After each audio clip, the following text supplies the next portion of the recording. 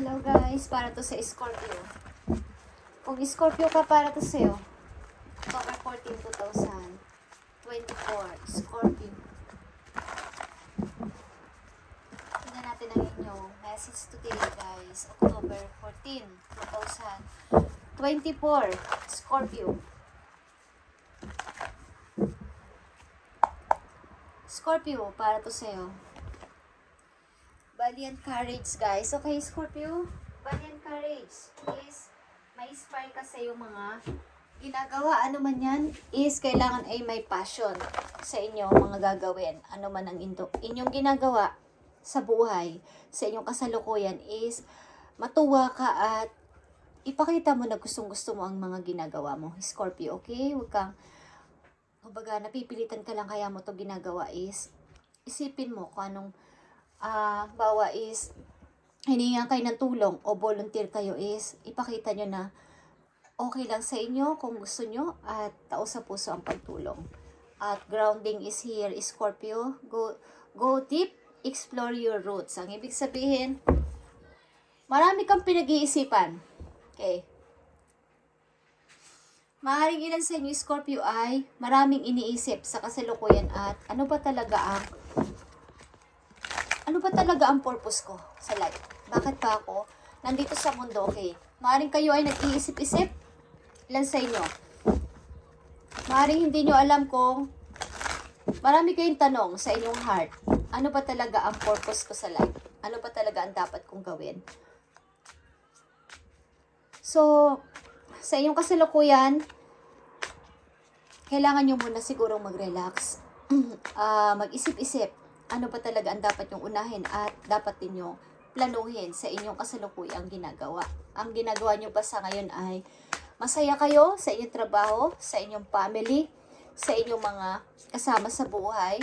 Dapat ninyong isip-isipin yan. Okay, Scorpio? Tingnan natin ang message sa inyo at mamaya natin ito bubuksan.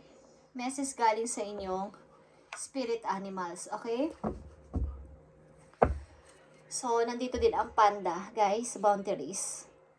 You space insert. Okay, guests who overstay their welcome and fuck your aura and you have every right to stand your ground. Okay, it's all about ground or grounding, guys. Your needs are important.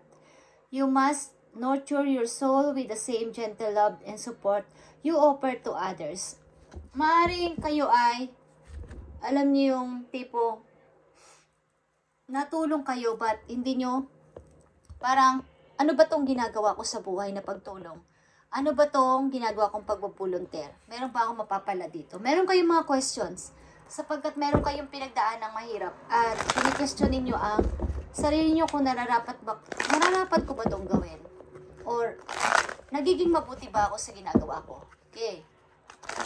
So, ang ilan sa inyo, Scorpio, na nandito sa reading ay kune-question nyo ang inyong sarili sapagkat ang ilan sa inyo dito ay nakaranas ng kabiguan at maraming mga broken.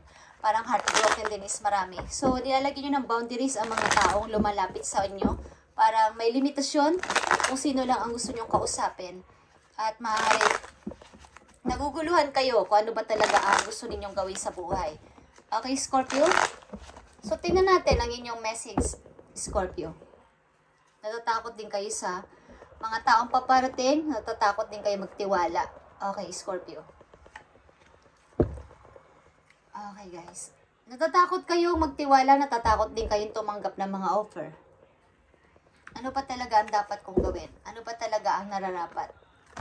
Marami kayong question, Scorpio. At hindi nyo rin maintindihan sa sarili nyo bakit ito nangyayari sa inyo. So, titingnan natin ang inyong situation at hihingi tayo ng payo sa inyong guides. Scorpio.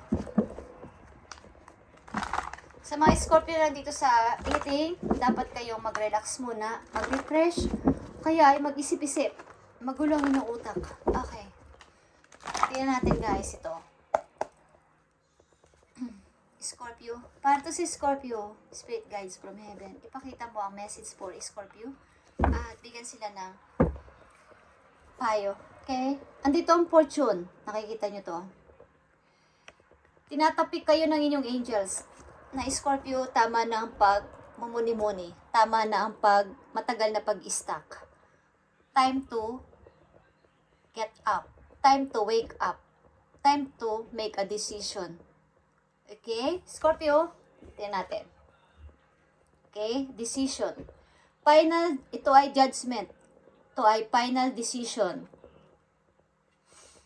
Kayo siguro ay na-divorce, kayo siguro ay nahiwalay, na-separate sa inyong mahal sa buhay, sa inyong asawa, okay? O sa inyong girlfriend, sa inyong boyfriend. So, meron kayong question. Pagka tumihingi kayo ng second chance sa langit, is nangyari pa din ito. Yeah. Operation is tower, guys. Lumubog o parang gumuhong family. Gumuhong family, foundation ng family sapagkat immature. Immature ang family na to. Kumbaga, immature ang pagtatag. Hindi matatag ang samahan. Hindi matatag ang relasyon. Okay, Scorpio? Dapat mo itong malaman at dapat ka nang gumising dito na nagtapos at kailangan ng umalis, kailangan ng i-release, kailangan ng mag-decide. Okay. Pag-juggling sa 2 direction. 2 job, 2 direction. Yan. Nandito ang Prince of Wands. Yang energy of Leo ito, guys. Or Aries. Kung kayo ay dealing sa yang energy ng Aries or Leo. Is, meron ditong yang energy na parang ikaw to, as a Prince of Wands na kailangan nyong maybe nasa 30s, 40s ang inyong edad, guys, na nandito sa reading. Kailangan ninyong humanap ng paraan kasi ikaw ay provider. Ikaw ay magpo-provide sa iyong family.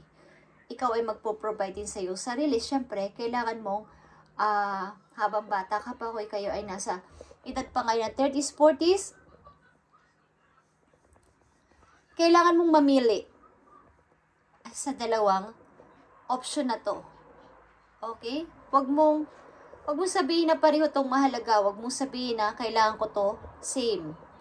Kailangan ko to parehas. Hindi pwede. Kailangan ng isa dito, Scorpio. Okay? Kung ito man ay tao o situation. 9 of Cups is here. Okay, Scorpio?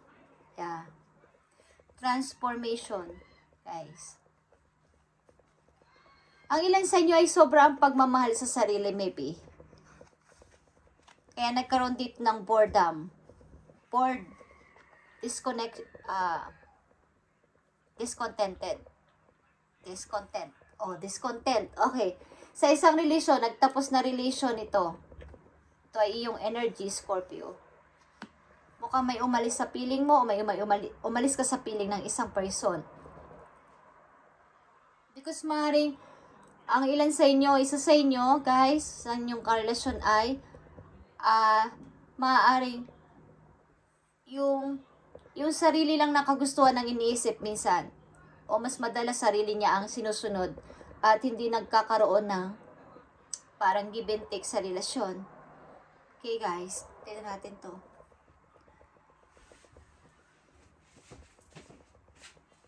Ang ilan sa inyo, guys, ay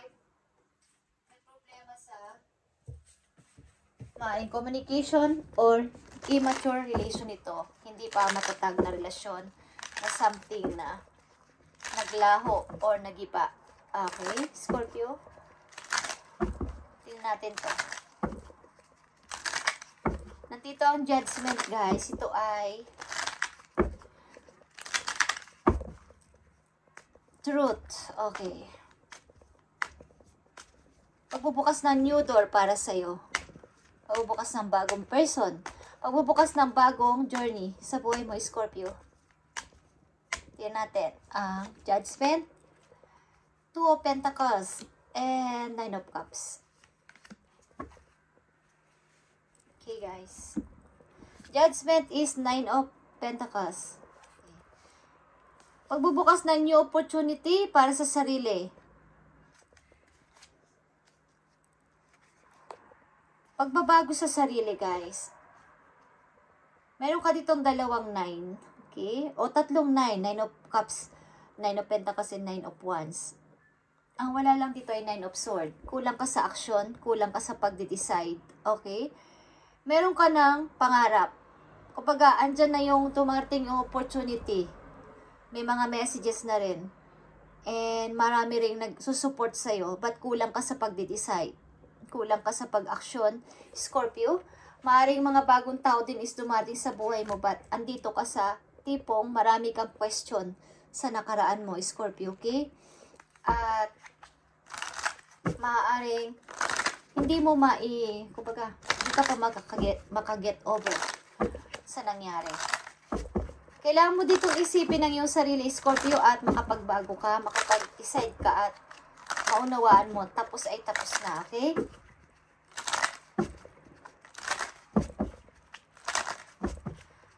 Kailangan mo nang i-close ang cycle na to at magising.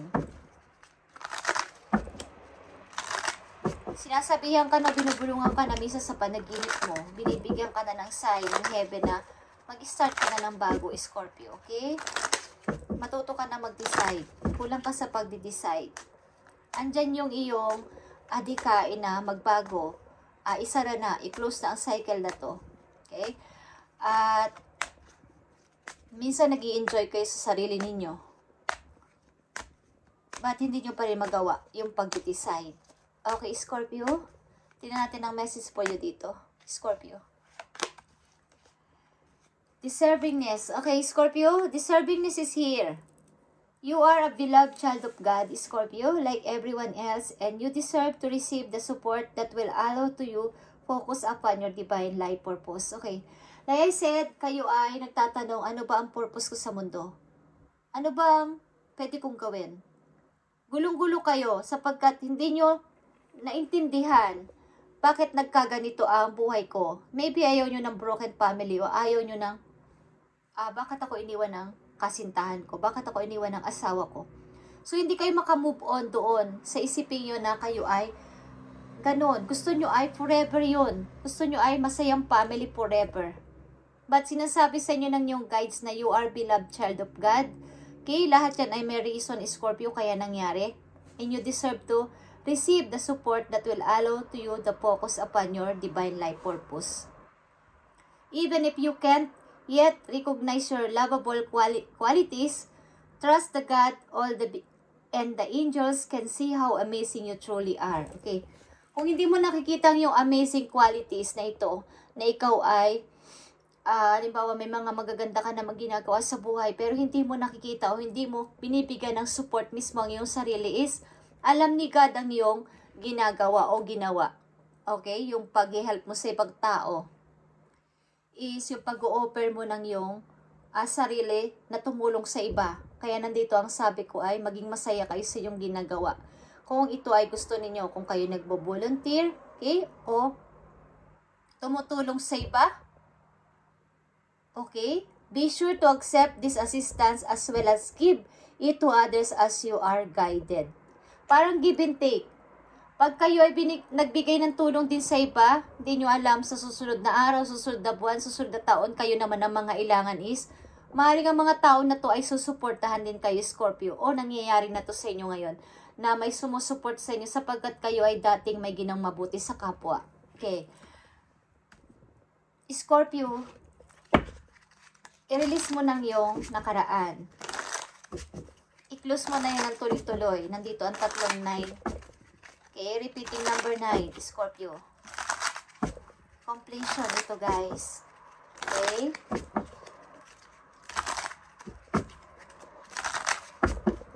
Tanggapin mo na may natapos at kailangan mo na mag-start sa iyo sarili. Okay? Kailangan mo na mag-start at sayang ang panahon, sayang ang araw, sayang ang oras, Scorpio. Yeah. Hindi mo ino-open ang iyong heart sa pagmamahal again. Hindi lang sa pag-ibig. Pagmamahal galing sa ibang tao. Ilalagyan mo ng boundary sa mga tao lumalapit sa iyo sapagkat parang dinadamay mo sila sa pagkabiko mo. Na lahat ay pare-pareho lang. Okay, Scorpio? Ito ay general reading, guys. Para sa lahat ng Scorpio. At kung hindi kayo relate sa reading dito, sapagkat ito ang energy nandito is, huwag nyo ipilit sa inyo sarili, okay, Scorpio? Tingnan natin, Scorpio, ang iyong message, love message ito. Wow. Ang tawag mo ba sa iyong, nagpapakita ang dear. na animals. Spirit animals, my dear. Okay? Ang tawag mo sa iyo, minamahal ay dear. Dear loved one. Okay. So, may gusto makipagbalikan sa iyo o gusto mo makipagbalikan. Someone from your past is or will be returning to your life soon. May gusto sa iyo makipagbalikan, Scorpio, o vice versa. Okay? Scorpio. May gusto kang balikan o may gusto makipagbalikan sa iyo galing sa past. Sapagkat ito ay still holding ang usapin na to. Unrequited love ito. Maaring yung karelasyon mo din dati ay nagkamali. O nagkamali kayo, both of you, at naghiwalay pa at hindi pa to tapos na relation at nagmamahalan pa rin kayo behind, okay, sa inyo, behind, back sa inyong mind at ng inyong puso. Nagmamahalan pa rin kayo, Scorpio. Message po yung Scorpio, Buffalo, abundance, okay? Abundance and liberation are finally on the way, Scorpio. It comes to you now to remind you of the amazing manifesting power of gratitude. Okay, yung iyong pagmamahal sa kapwa at pagtulong mo sa kapwa, ilang taon man ang dumaan is, ibabalik sa iyo ni God ang reward na to, okay? You will always have plenty when to express gratitude to every part of creation.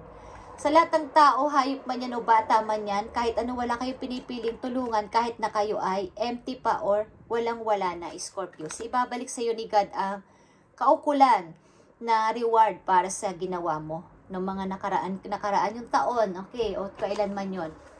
And nandito ang dear, gentleness. This is a reminder to be more gentle with yourself and others. The grace, sensitivity, and gentleness of the spirit animals echo the qualities brought forth when living from the heart.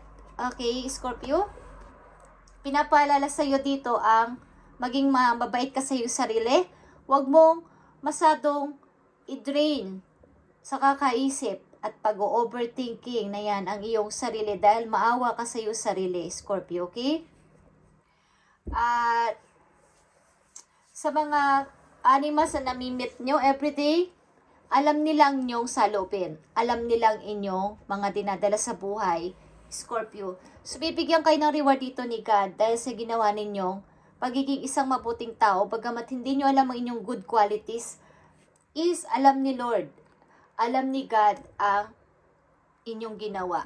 Okay? Alam ni God ang inyong ginawa sa kapwa. Bagamat kayo ay empty din o walang-wala, is tumutulong kayo kahit kanino. Is alam ni God yan at ibabalik sa iyo ang, kumbaga hindi man hinihiling yun at wala ka naman talagang alam doon. But ibabalik sa iyo ni God ang pagbibigay mo ng tulong sa iba. Okay, Scorpio? Andito ang buffalo and deer. Abundance ito ang gentleness. Okay?